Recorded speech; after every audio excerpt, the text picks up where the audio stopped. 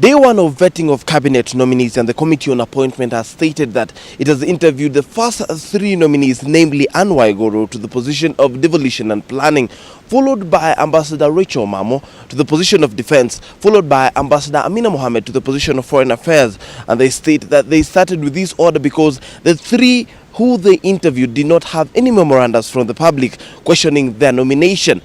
This is our mandate. We are not here to rubber stamp anybody.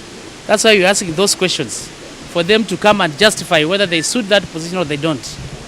The process started fairly smoothly despite earlier threats by CORD MPs to boycott the exercise.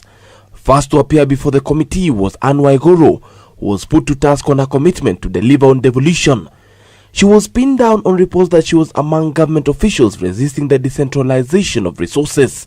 Ms. Waiguru denied claims of being part of saboteurs out to scuttle devolution and outlined her plans to support the county governments if her appointment is approved. I am actually a reformer and one of the best, I think, candidates placed to push the devolution agenda for this country.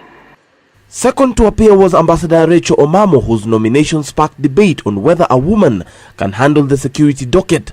She was put to task over what she could do to prevent the constant attacks of Kenyans living around the country's borders, as well as nepotism and corruption while recruiting officers to the armed forces, as well as the process of single sourcing by the Kenya Defence Forces in acquisition of equipment and machinery. What is important about procurement is that it must be transparent.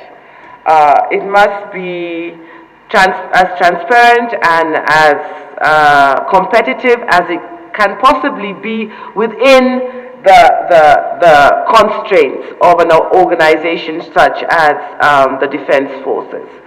The third to appear was Ambassador Amina Mohammed, who was put to task over Kenya's image abroad, with the ICC cloud lingering on the President and Deputy President who have cases, as well as the Tokyo Embassy scandal, as well as the numerous number of Kenyan embassies abroad that are not of economic value to the country.